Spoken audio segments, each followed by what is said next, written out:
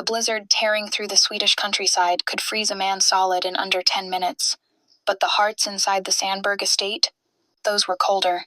While Nordic Europe's most dangerous criminals toasted with 100-year-old cognac and carved into roasted venison, a young woman was dying just beyond the frosted glass. Her name was Chantel, and she'd been locked outside in the storm wearing nothing but her thin uniform. No one was looking. No one cared. Not until Leonard Sandberg, the man they called the Nordic Reaper, glanced up from his wine and saw a dark shape crumpled against the white death outside his window. What he did next would destroy everything he'd spent 15 years building. But first, he had to understand how she ended up there, and who had sentenced her to freeze. The temperature gauge in the servants' quarters read 15 degrees Celsius, cold enough to see your breath. But up in the great hall of the Sandberg estate, 30 kilometers north of Stockholm, the air was thick and suffocating with the heat of too many bodies and too much wealth. Christmas Eve, the most important night of the year for the Scandinavian syndicates, when alliances were reaffirmed and territories were negotiated over aged liquor and blood-rare meat. Chantal Badmus moved through the shadows like smoke, carrying trays of crystal champagne flutes, her hands shaking. Not from cold, not yet. From the kind of fear that lives in your bones when you're working in a house where one mistake could destroy you. She'd taken this job 3 months ago for one reason, to send money home to Lagos, where her mother was dying without proper medical care. The plan was brutally simple. Be invisible, be silent, survive. But invisibility was impossible when you caught the attention of the wrong person. Isabella Crane stood near the massive terrace doors in a scarlet Dior gown, her beauty sharp and deliberate as a blade. She was Leonard Sandberg's fiancée, a woman whose family controlled luxury empires across 3 continents. She had everything, except the one thing she actually wanted Leonard's attention.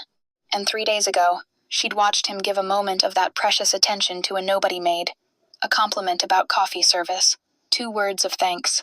That's all it took to sign a death warrant. Now, as the Christmas Eve dinner reached its peak, Isabella fingered something at her chest, a diamond brooch worth more than most people earned in a year. Then, with deliberate precision, she unpinned it.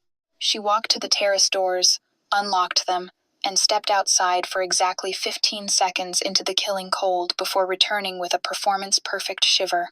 She waited, watched, and when Chantel came close enough with her tray of champagne, Isabella struck. You there. The rest happened fast. A fabricated story about a lost family heirloom, an impossible demand to search for it outside, a manufactured accident with a tray of crystal that gave Isabella the excuse she needed, and then the cruelest words Chantel had ever heard, delivered in a whisper only she could catch. Find my brooch, or I'll tell Leonard you tried to steal it. And you know what happens to thieves here. The head housekeeper marched to the terrace doors and yanked them open. The wind screamed into the warm hall. Out, the old woman commanded, and don't come back without it. Chantel stepped through the doorway in her cotton uniform and thin shoes. The cold hit her like a physical attack. She tried to turn back, tried to beg for just a coat. Slam. The lock turned. She pounded on the glass, her breath forming desperate clouds. Inside, Isabella turned away, already laughing. The velvet curtains slid closed, erasing Chantel from existence. And in the white death outside, a young woman who'd done nothing except try to survive began to die. Inside the mansion, Leonard Sandberg stood near the fireplace, half listening to a conversation about weapons shipments, when something made him restless, an instinct he couldn't name. He excused himself and walked to the windows, drawn by a feeling he didn't understand. He looked out into the blizzard and saw a shape in the snow that shouldn't be there. What happened in the next 60 seconds would change everything. But the real reckoning? That was still to come. If this story pulled you in, wait until you see what Leonard does when he finds her. Drop a like and let me know where you are watching from. Chantel had learned to move through the Sandberg estate like a ghost. 3 months of this life had taught her that survival meant silence. It meant keeping your head down, your hands busy, and your existence so small that the powerful people who filled these halls would forget you were even human. She'd arrived in Sweden 6 months ago with a visitor's visa, 200 euros, and a phone number scribbled on a piece of paper. The employment agency had promised her legitimate work. What they'd delivered was a contract she couldn't read, and a debt she couldn't escape.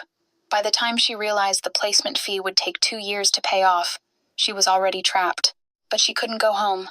Not while her mother was in a Lagos hospital bed, rationing insulin she couldn't afford. So Chantel scrubbed floors in a mansion that cost more than her entire neighborhood back home. She polished silver that would feed a family for a year. She served champagne to people who wouldn't bother learning her name. The Sandberg estate sat on 50 acres of frozen forest north of Stockholm, a modernist fortress of glass and steel that somehow managed to look both beautiful and threatening. Tonight, it was filled with the kind of people who made their fortunes in shadows. Russian arms dealers, Polish shipping magnates, Danish money launderers. They all came to pay tribute to the man who controlled the supply chains that made their empires possible. Leonard Sandberg. They called him the Nordic Reaper, though never to his face. He was only 35, but he'd built a criminal network that stretched from Arctic shipping routes to Mediterranean ports. He didn't shout. He didn't threaten. He simply spoke once, and people obeyed, because everyone knew what happened to those who didn't. Chantel had seen him dozens of times, but had never truly looked at him. You didn't look at men like Leonard Sandberg. You certainly didn't let them catch you looking. But 3 days ago, when he'd stopped her in the hallway to compliment how she'd arranged his coffee service, a brief moment where his ice-blue eyes actually seemed to see her as a person she'd made the mistake of smiling. Isabella had been watching. Now, as Chantel moved through the great hall, refilling glasses and clearing plates, she could feel Isabella's gaze tracking her like a sniper's scope. The woman sat at the head table beside Leonard, draped in crimson silk and diamonds, one manicured hand resting possessively on his arm. But Leonard's attention was elsewhere. It always was. He sat with perfect posture, his dark wool suit tailored with precision, his expression carved from marble. When he spoke, his voice was quiet. When he listened, people scrambled to impress him. He looked like old money and new danger. Dark hair, sharp cheekbones, a face that belonged in a museum or a morgue. Beautiful in a way that made you forget he'd personally ordered the deaths of at least a dozen men. The rumors said he felt nothing, that he'd buried whatever humanity he'd once had beneath layers of calculated brutality. Chantel believed it. She'd watched him conduct business over dessert, negotiating shipments of weapons like other people discussed the weather. No emotion, no hesitation. More wine, a woman barked at her in Swedish, thrusting an empty glass in Chantel's direction. Yes, ma'am. Chantel grabbed a fresh bottle from the sideboard, her movements automatic. This was her world now. She was furniture. She was a tool. She was nothing. Across the hall, Isabella whispered something to her circle of friends, and they all turned to look at Chantel at once. Their laughter was sharp and cruel. Chantel's hands trembled as she poured the wine. She knew that laugh. She'd heard it back in Lagos too, the sound wealthy people made when they'd found someone weaker to destroy for sport. She just didn't know yet that tonight, Isabella had decided to play a game that would end with Chantel buried in the snow. And she had no idea that the man everyone called the Nordic Reaper, the man who supposedly felt nothing, was about to prove that even frozen hearts could still break. It had happened 3 days ago. In the east hallway outside Leonard's private study, Chantel had been carrying his morning coffee service, black coffee, no sugar, served at exactly 7 a.m. in the bone china cup his mother had left him. She'd arranged everything perfectly on the silver tray, the cup at a precise angle, a small plate of Swedish butter cookies he never ate but always requested, the morning's financial papers folded just so. She'd been concentrating so hard on not spilling anything that she hadn't noticed Leonard standing in his doorway until she nearly collided with him. I'm so sorry, sir, Stop. His voice had been quiet, but it froze her in place. For a terrible moment she'd thought she was about to be fired, or worse. Then Leonard had done something that changed everything. He'd looked at the tray, really looked at it. And then he'd looked at her. You fold the papers. It wasn't a question. Yes, sir. You mentioned once that you preferred them creased at the headline, so no one else does that. His ice-blue eyes held hers for just a moment. Thank you. 2 words. That's all it had been. Thank you. The first time anyone in this house had acknowledged that she was more than a machine that delivered things. Chantel had felt something dangerous bloom in her chest, hope that maybe this job wouldn't destroy her completely. She hadn't seen Isabella watching from the far end of the hallway, her face hardening into something murderous. Now, 3 days later, the Christmas Eve dinner had reached its peak. The main course had been cleared, and the guests were drunk on aged cognac and their own power. Isabella had been planning all evening, waiting for the perfect moment. She'd watched Chantel move through the hall, watched her keep her eyes down and her mouth shut, and the sight of such practiced invisibility only made Isabella's rage burn hotter. How dare this African nobody catch Leonard's attention? How dare she be seen when Isabella herself spent every day fighting to make Leonard look at her with even a fraction of the warmth he gave to his financial spreadsheets? Isabella fingered the diamond brooch, pinned to her dress, a genuine family heirloom worth 40,000 euros. Then, with deliberate precision, she unpinned it and slipped it into her clutch. She stood gracefully, smoothing her scarlet gown, and walked toward the terrace doors. "Darling, where are you going?" one of her friends called out. "Just need some air," Isabella said loudly enough for nearby tables to hear. "It's so stuffy in here." She unlocked the glass doors and stepped onto the terrace for exactly 15 seconds, long enough for people to see her, long enough to sell the story. The wind screamed and tore at her dress, but she stood there with a practiced smile before stepping back inside, making a show of locking the doors behind her. "God, it's brutal out there," she announced, shivering dramatically. "I don't know how anyone survives a Swedish winter." She returned to her seat beside Leonard, who barely glanced up from his conversation with a Ukrainian shipping executive. That indifference was gasoline on Isabella's fire. She waited another 20 minutes, letting the dinner momentum build, letting the alcohol flow. Timing was everything. Then she spotted Chantel approaching with a fresh tray of champagne. Perfect. Isabella touched her ears, felt for the brooch that she knew wasn't there, and let her expression shift into pretty confusion. She waited until Chantel was close enough, until several of her friends were watching. "Oh no," she said, her voice rising just slightly. "Oh no, no, no." Her friend Victoria leaned in. "What's wrong?" "My brooch. Leonard's grandmother's brooch." Isabella's hand went to her chest in a gesture of elegant distress. "I must have dropped it when I went outside." She turned, and her eyes locked on Chantel like a missile finding its target. "You there." Chantel froze, and Isabella smiled. This was going to be easier than she'd thought. The cold didn't feel like cold at first. It felt like being swallowed. Chantel's first breath outside was a mistake. The frozen air hit her lungs like broken glass, and she doubled over, gasping. The wind was alive out here, a screaming animal that clawed at her uniform and tried to rip her off her feet. Snow came at her horizontally, tiny razors that stung her face and hands. She spun back toward the door immediately, her survival instinct overriding everything else. Through the frosted glass, she could see the warm golden glow of the party, blurred shapes moving. Laughter she couldn't hear but could imagine. She pounded on the door with both palms. "Please, please, I just need a coat. Just let me get a coat." Inside, she saw Mrs. Lindgren's silhouette reach for the curtain. For one desperate second, Chantel thought the woman was coming to unlock the door. Instead, the heavy velvet drapes slid closed, cutting off even the view of warmth, cutting off Chantel's existence. She was alone. "Okay," she whispered to herself, her teeth already chattering. "Okay, the brooch. Find it. 5 minutes." She dropped to her knees in the snow. It was deeper than she'd thought, already past her shins. Her thin cotton uniform soaked through instantly, the wet fabric clinging to her skin and stealing what little heat her body had left. Her hands plunged into the snow, searching, digging frantically through ice that felt like it was burning her. 1 minute passed. Her fingers stopped working properly. They wouldn't close all the way, wouldn't grip. She stared at them like they belonged to someone else. 2 minutes. The shaking got worse. Her whole body convulsed, trying desperately to generate heat that wasn't there. She bit her tongue and tasted blood. 3 minutes. She couldn't feel her feet anymore.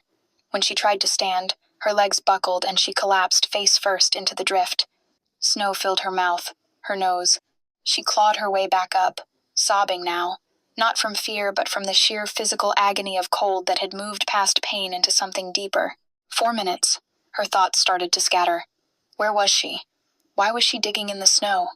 There was something she needed to find, something important, but she couldn't remember what it was anymore.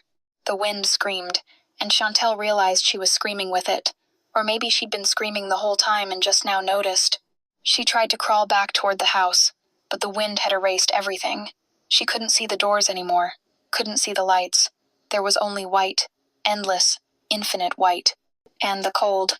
5 minutes. The shaking stopped. That should have terrified her, but instead, she felt relief.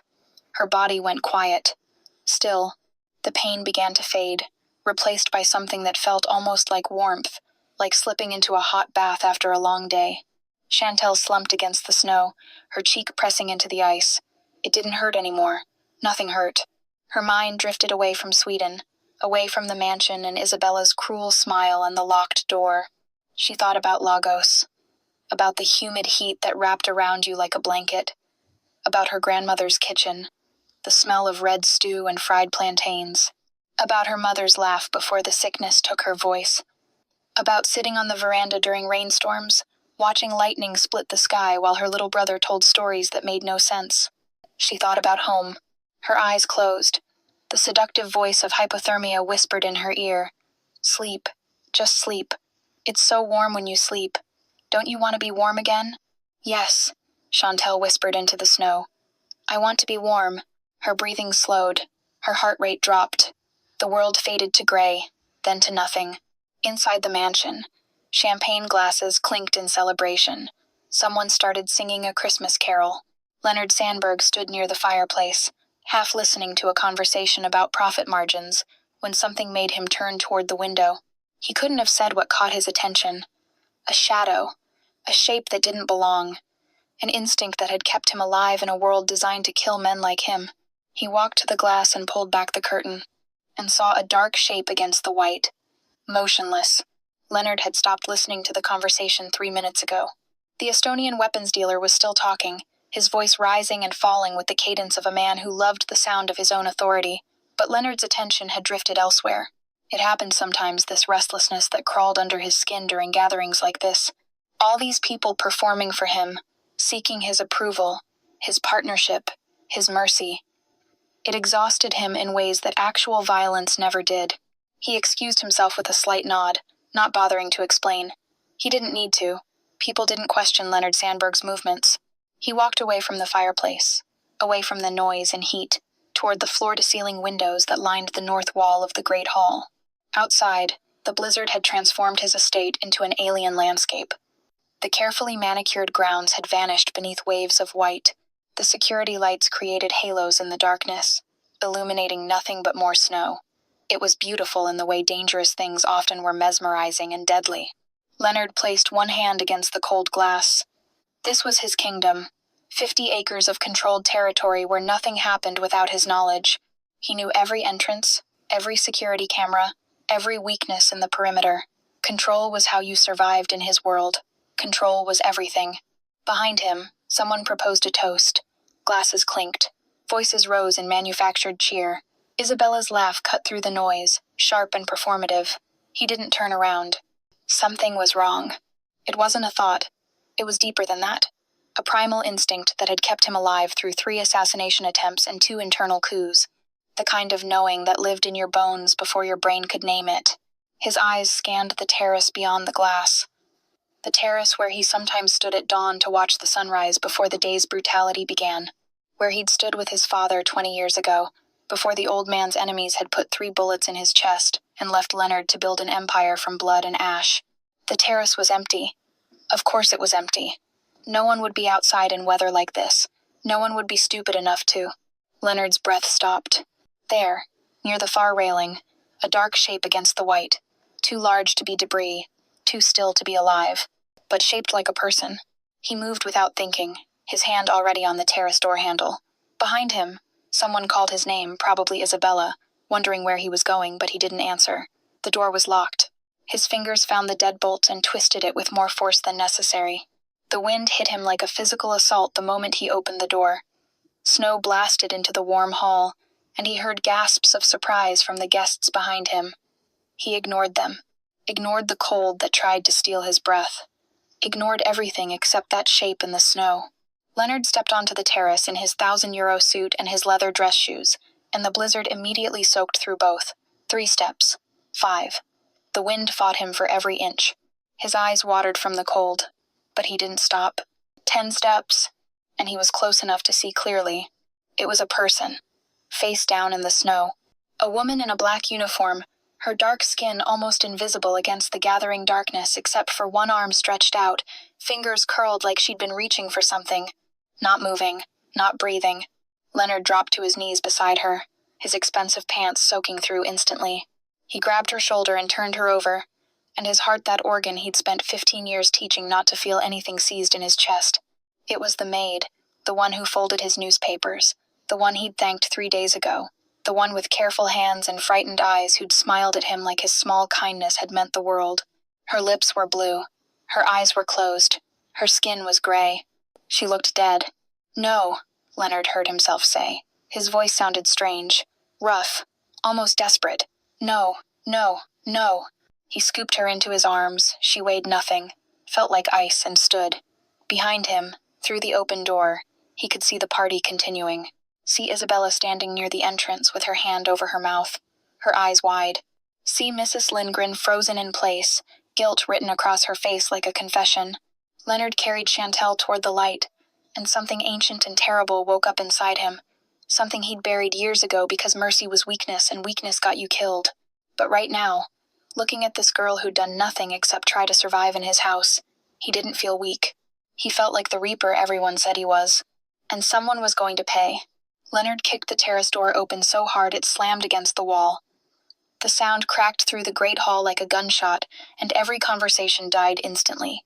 70 of the most dangerous people in Europe turned to stare at their host, the man who never raised his voice, never lost his composure, never showed emotion, standing in the doorway soaked through with snow, his dark suit dripping melted ice onto the marble floor, carrying a dead woman in his arms. The silence was absolute. No one moved. No one breathed. They just stared at Leonard as he walked into the center of the hall, his shoes leaving wet tracks across the polished stone. Chantel's body hung limp in his arms, her head tilted back, her lips the color of a corpse. One of her arms dangled, lifeless, her fingers still curved from clawing through snow. "Someone get me towels. Blankets. Now."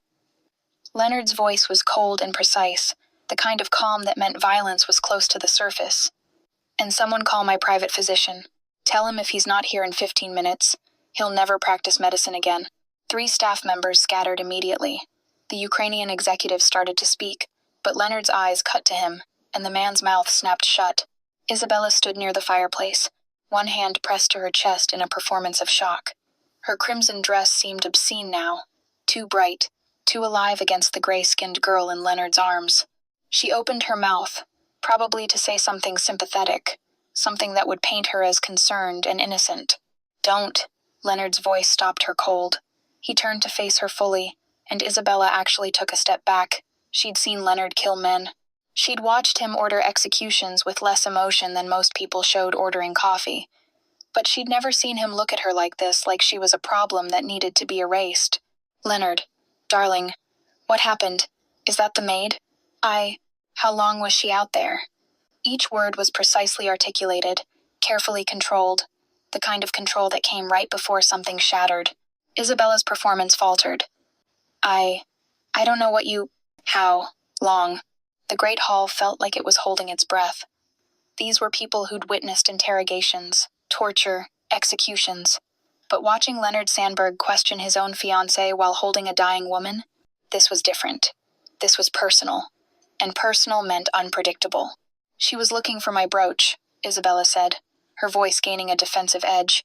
"I dropped it outside earlier, and I asked her to retrieve it. I didn't think she'd be gone so long. I assumed she'd come back when she couldn't find it. You locked the door." It wasn't a question. Leonard's eyes had found Mrs. Lindgren, who stood frozen near the kitchen entrance, her face white as the snow outside. "Mrs. Lindgren locked it," Isabella corrected quickly. "I didn't realize she had. It was just supposed to be a quick errand. A few minutes. In a blizzard." Leonard's voice dropped even lower, more dangerous. "You sent an employee outside in sub-zero temperatures, in a storm the weather service called lethal, wearing a cotton uniform, to find a piece of jewelry. A staff member rushed up with an armful of blankets, and Leonard immediately wrapped them around Chantel's body, his movements surprisingly gentle. He could feel her heart beating barely, a flutter like a dying bird, but she was still alive, still fighting. "It was just supposed to teach her a lesson," Isabella said, and the moment the words left her mouth, she knew she'd made a mistake. Leonard's head came up slowly. "A lesson. She's been careless lately, clumsy. She spilled wine on my dress earlier tonight, and I just thought..."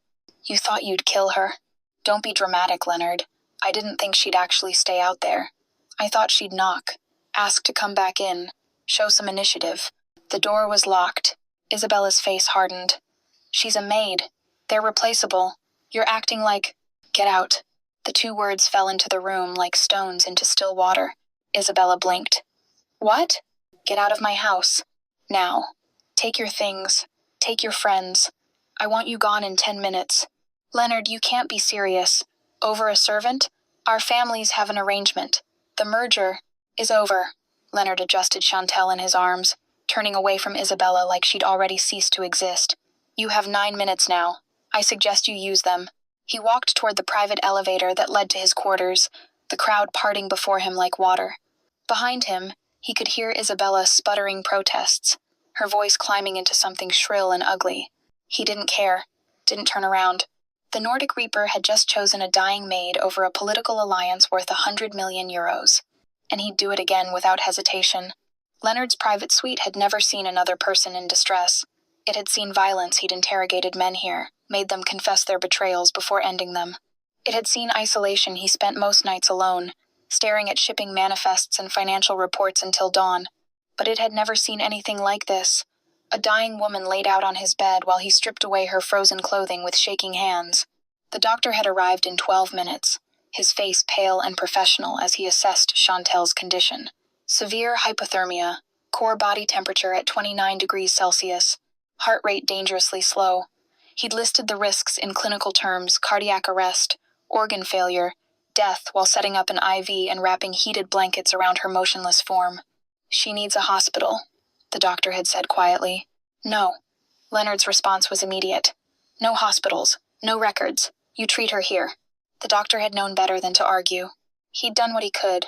IV fluids, warming protocols, medication to stabilize her heart, and then he'd delivered the hard truth. The next 12 hours would determine if she lived or died. Her body needed to warm slowly, carefully. Too fast, and her heart could stop. Too slow, and the damage would be irreversible.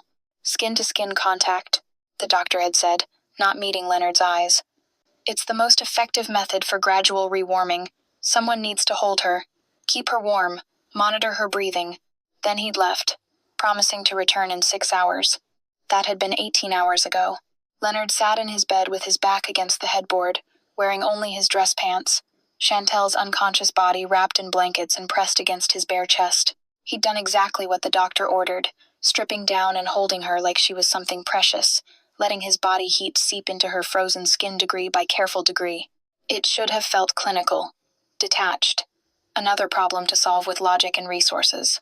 Instead, it felt like holding something breakable that he'd already failed to protect. Her temperature had climbed slowly 30 degrees, 31, 32. Her heart rate had stabilized. Her breathing had evened out. But she hadn't woken up. Not really. She drifted in and out of delirium, mumbling words in English and what he assumed was Yoruba, her body twitching with phantom cold. Leonard hadn't slept. He'd monitored every breath, every flutter of her eyelids, every small sound she made. His arms ached from holding her in the same position for hours. His eyes burned. But he didn't move, didn't let go. Around hour 14, she started talking. "Mama," she whispered, her voice cracked and raw. "Mama, I got the money. I sent it. Did you get it?" Leonard's chest tightened. He adjusted the blanket around her shoulders. "The hospital said. They said you need the treatment, the good medicine, not the cheap one. I'm working, Mama. I'm sending everything." Her hand clutched at the blanket, her fingers moving like she was counting invisible bills. 300 euros this week. Next week, maybe 400 if they let me work the extra shifts, Mrs. Lindgren said. She said if I work harder. She trailed off, her breathing hitching. Leonard found himself stroking her hair without thinking, a gesture so foreign to him that he almost stopped. But it seemed to calm her, so he continued. "I'm so tired," Chantel whispered, "but I can't stop. If I stop, Mama dies. If I stop, Tunde can't go to school. If I stop, you can stop," Leonard heard himself say quietly. "You can rest now." She turned her face toward his voice, though her eyes remained closed. "Can't. The debt. The agency fee. 23 months left. 23 months and then I can go home. 23 months. The words hit Leonard like a fist. She'd been working in his house for 3 months, which meant she'd committed to 2 years of servitude to pay off a placement fee from some predatory employment agency. and she'd been sending every euro she earned to her dying mother in Lagos, while Isabella and Mrs. Lindgren worked her like a machine, while he'd walked past her in hallways and never bothered to ask her name until 3 days ago. "What's your mother's name?" he asked. "Benny," Chantal breathed. "Benny Badmus. She's the best person. She raised 4 of us alone.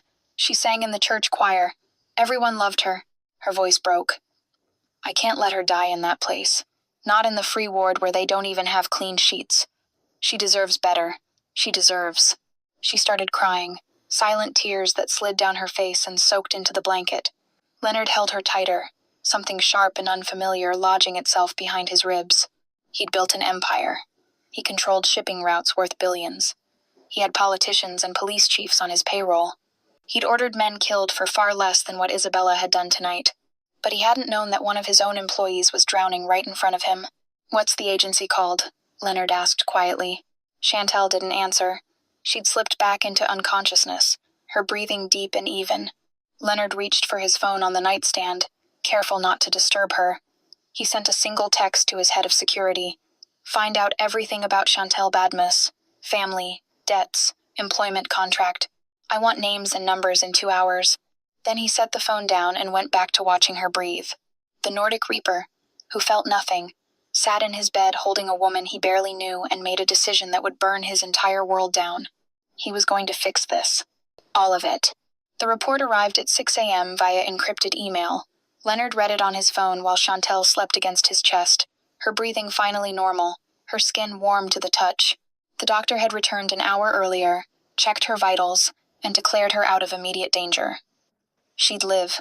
Her body would recover. But the numbers on Leonard's screen told a different story about recovery. Chantal Badmus, 24 years old, Nigerian national on an expired visitor's visa, employed through Nordic Staffing Solutions, a placement agency that was really a front for indentured servitude dressed in legal language.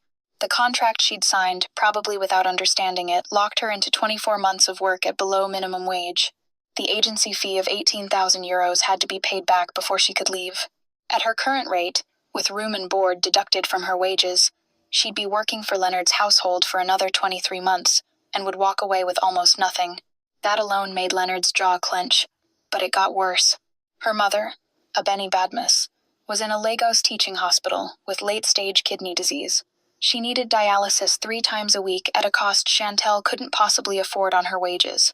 The medical bills were currently at 42,000 euros and climbing. Chantal had been sending money to a community fund organized by her mother's church, but it wasn't nearly enough. According to the investigators' notes, Benny Badmus had been moved to the free ward 2 weeks ago, where care was minimal and survival rates were poor. Chantal had a younger brother, Tunde, 16 years old, who dropped out of school to work at a textile factory to help cover costs, and a sister, Amara, 19, who was trying to finish nursing school while working nights at a restaurant. The entire family was being crushed under medical debt, while Chantal worked herself to death in a Swedish mansion, scrubbing floors for people who saw her as disposable. Leonard set the phone down carefully. His free hand curled into a fist against the blanket. He'd built his empire on ruthless efficiency, on seeing opportunities where others saw obstacles, on understanding that money was just a tool, and tools could be used to break things or build them.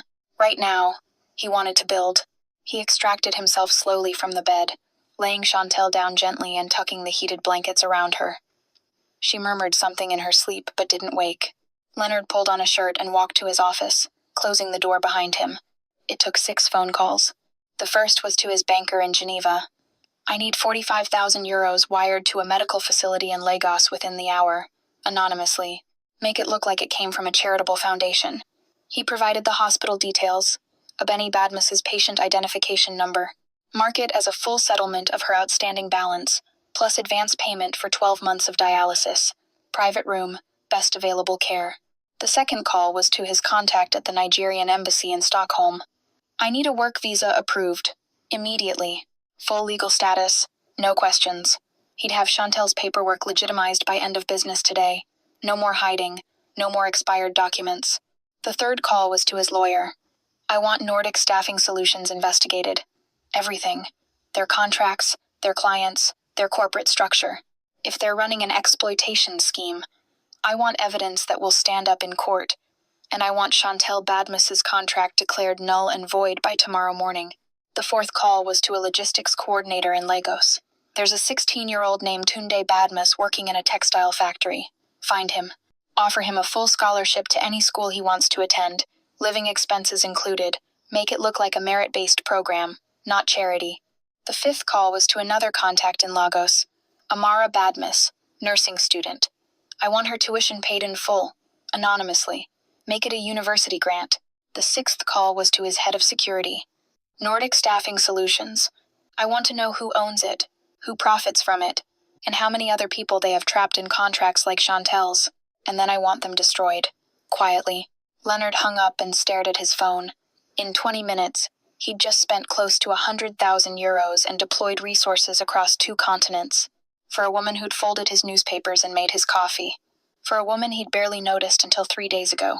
The old Leonard, the one who'd built this empire on cold calculation, would have called this weakness. Would have seen it as a dangerous emotional decision that could be exploited.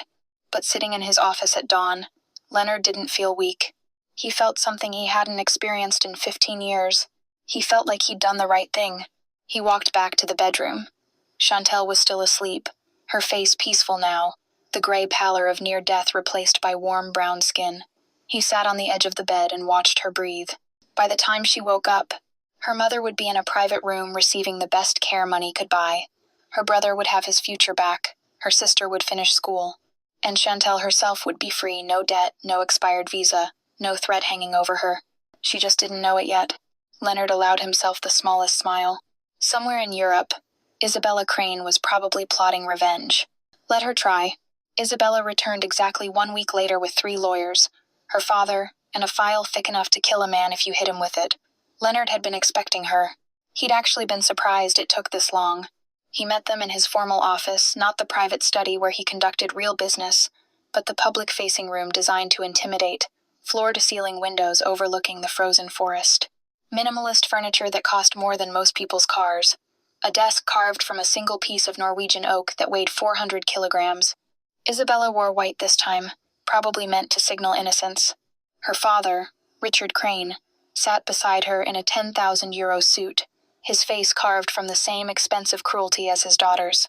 The lawyers flanked them like attack dogs on leashes. Leonard sat alone behind his desk. He didn't need backup. "You've had your tantrum," Richard Crane began, his English accent dripping with old money condescension. "Now let's discuss how we move forward like adults. The engagement stands. The merger proceeds. And we forget this unfortunate incident with the help." "No," Leonard said simply. Richard's smile tightened. "I don't think you understand your position, Mr. Sandberg. Our families have agreements, contracts. Breaking an engagement of this magnitude has consequences." One of the lawyers slid a folder across the desk. Leonard didn't touch it. "Financial penalties for breach of contract," the lawyer recited. 80 million euros, plus damages to the Crane family reputation. We're prepared to pursue litigation in 3 jurisdictions. It will be expensive, protracted, very public. Additionally, Isabella spoke up, her voice sweet as poison, "We've taken an interest in your Maid's family situation. Such a sad story. A sick mother in Lagos, a young brother, a sister trying to finish school." She paused, examining her nails. "It would be terrible if something happened to complicate their lives further. Immigration issues, tax investigations. These things happen in Nigeria, I'm told, especially to families without protection." The room went very quiet. Leonard leaned back in his chair, his expression unchanged. But something in his eyes shifted, and Richard Crane, who'd negotiated with dictators and cartel bosses, felt his survival instincts screaming at him to leave. "You just threatened a civilian," Leonard said softly. "A woman who has nothing to do with our business. A woman who nearly died in my house because of your daughter's cruelty. I'm simply pointing out vulnerabilities," Isabella said, her smile sharp. "Surely you understand leverage, darling. You built an empire on it." "I did," Leonard agreed. He picked up his phone and pressed a single button. "Which is why I know exactly how to destroy one." The office door opened. Leonard's head of security entered with a tablet. Behind him came 3 more men carrying file boxes. "Henrik," Leonard said to his security chief, "please show our guests what we found." Henrik placed the tablet on the desk, screen facing the Cranes. Richard's face went pale. "That's a ledger," Leonard explained conversationally, detailing 15 years of the Crane family's human trafficking operation. Girls from Eastern Europe, mostly. Brought in through your hospitality staffing company, sold to brothels across Western Europe. The same company, coincidentally, that employed Nordic Staffing Solutions, the agency that trapped Chantel in indentured servitude. That's fabricated, Richard blustered. Lies. You can't. I can prove every transaction. Leonard's voice was ice. Bank records, shipping manifests, testimony from 12 women who are currently in protective custody and very eager to talk. Interpol received this file 3 hours ago. So did the Swedish National Police, the EU Anti-Trafficking Task Force, and several journalists at reputable publications. Isabella shot to her feet. You bastard. You have no idea what you've done. My family will. Your family, Leonard interrupted, will be dismantled piece by piece, starting today. He nodded to Henrik, who began listing items like he was reading a shopping list. Your father's real estate holdings in Monaco, we've leaked information about the shell companies used for money laundering. The French authorities are freezing assets as we speak. Your luxury hotel chain, we've informed health inspectors about the labor violations in all 17 properties. Your shipping subsidiary, the one you used to move girls, has been boarded by maritime police in 3 countries. Your family's investment portfolio, we've shorted your stock positions and spread rumors about insolvency. Your shares dropped 40% in the last hour. Richard Crane looked like he might have a heart attack. This is war. You're declaring war on one of the most powerful families in Europe. No, Leonard said, standing. I'm declaring consequences. You tried to kill a woman in my house. Then you threatened her family. Those were mistakes. He walked around the desk, and all 3 lawyers unconsciously leaned back. Here's what happens next. You leave Sweden and never return. You drop all litigation. You never speak Chantel's name again. Her family is untouchable. If anyone so much as looks at them wrong, I'll assume it came from you. And the evidence we have? It stays sealed as long as you disappear quietly. And if we refuse? Isabella's voice shook with rage. Leonard smiled. It was not a kind smile. Then the trafficking evidence becomes public. Your father goes to prison, your assets are seized, and the families you've destroyed get to watch yours burn. Your choice. He walked to the door and opened it. You have 10 seconds to leave my house. After that, I consider you hostile, and I respond accordingly. The Cranes left in 9 seconds. Henrik closed the door behind them. The family in Lagos? Protected. Round-the-clock security. Anonymous. They'll never know they need it. And if the Cranes try something anyway? Leonard's expression went flat. Empty. The face of the Nordic Reaper that had built an empire on calculated violence. Then we stopped being civilized. 4 months changed everything. The Crane family empire collapsed in stages, each fall more spectacular than the last. Richard Crane was arrested in Monaco trying to board a private jet to Dubai. Isabella fled to her mother's family in Switzerland, only to find their accounts frozen and their reputation destroyed. The trafficking network was dismantled across 7 countries. 12 women testified. 43 more were freed from contracts identical to Chantel's. Leonard had watched it all unfold from his office, tracking each development with the same clinical precision he brought to every operation. He'd felt no satisfaction, no triumph, just a quiet certainty that the world was slightly less cruel than it had been before. The Swedish media called it the biggest criminal investigation in Nordic history.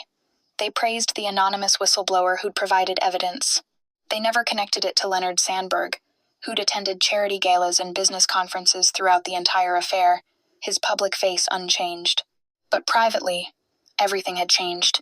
Leonard had spent the last 4 months teaching himself how to be human again. It was harder than building a criminal empire had been. He'd started small, learning the names of every person who worked in his house, asking about their families, adjusting their wages to something actually livable, firing Mrs. Lindgren and replacing her with someone who saw employees as people. And he'd spent those months watching Chantel heal. She'd woken up 2 days after the blizzard, confused and terrified, expecting to be punished for surviving. Instead, Leonard had sat beside her bed and explained, very carefully, that her contract was void, her visa was legal, her mother was receiving care in a private Lagos hospital. Her siblings were in school, she was free. She'd cried for an hour, and Leonard had stayed, uncertain what to do with someone else's tears but unwilling to leave her alone. Why? She'd finally asked, her voice raw. Why would you do all this? Because I could, he'd answered, and because I should have done it sooner. She'd stayed at the estate during her recovery. Not as a maid, Leonard had made that abundantly clear. As a guest. He'd offered to arrange her passage home to Lagos, but she'd asked for time to think, time to figure out who she was when she wasn't drowning. They'd started talking, carefully at first, then with increasing honesty. She told him about growing up in Lagos, about her grandmother's cooking and her brother's terrible jokes and the sound of rain on tin roofs. He told her about building an empire from his father's blood, about learning to turn off his heart because feeling things got you killed. You're feeling things now, she'd observed one evening in March when they'd shared dinner in the smaller dining room, the one that felt less like a museum. I'm trying, he'd admitted. Now it was April, and the Swedish winter had finally broken. The estate gardens had erupted into color-purple crocuses and yellow daffodils and delicate white snowdrops that pushed through the last patches of melting snow. Leonard had never paid attention to the gardens before. Now he noticed everything. He found Chantal in the rose garden, standing beneath an archway covered in climbing vines just beginning to bud.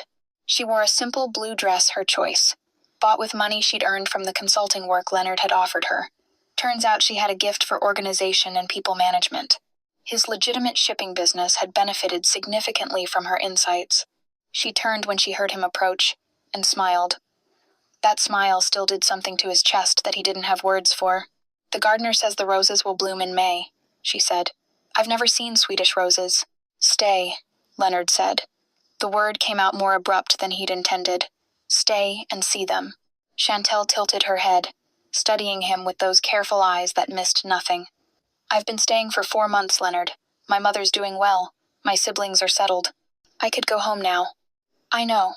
He stepped closer, his heart doing something irregular that would have concerned him if it didn't feel so right. But I'm not asking you to stay as a guest anymore. He'd rehearsed this, planned it. But now that the moment was here, all his carefully chosen words evaporated. I've spent 15 years building an empire on fear and control, he said quietly. I was good at it. I'm still good at it. But I don't want that life anymore. I want... He stopped. Tried again. I'm walking away. From all of it. I'm keeping the legitimate businesses and burning everything else down. Starting over. Chantal's eyes widened. Leonard, that's your entire world. It's an old world. A cold one. He took her hand, feeling how small it was in his, remembering how it had looked curled in the snow. I want to build something new, something warm, and I need to build it with you. Are you asking me to work for you? No. He smiled, and it felt less foreign than it used to. I'm asking you to marry me, to be my partner, not my employee. To choose us not because you have to survive, but because you want to. Chantal stared at him, and Leonard realized he was holding his breath. You're serious? Completely. You're insane. Probably. She laughed, the sound bright and unexpected. You saved my life. You destroyed an entire criminal family for threatening me. You rearranged your whole world, and now you want to marry me? Yes. She stepped closer, reaching up to touch his face with her free hand. Her fingers were warm against his cheek. Ask me properly, she whispered. Leonard Sandberg, the Nordic Reaper, who'd faced down armed assassins without flinching, dropped to one knee in the April garden. Chantal Badmus, he said, looking up at her. Will you marry me? She pulled him to his feet and kissed him, and the answer was yes. Behind them, the first roses began to bloom. Thank you for watching this story to the end. If you enjoyed this story, you will surely love the next one. It's as crazier and more intriguing as can ever imagine. So do check it out. Click on the image showing on your screen right now to watch the next one.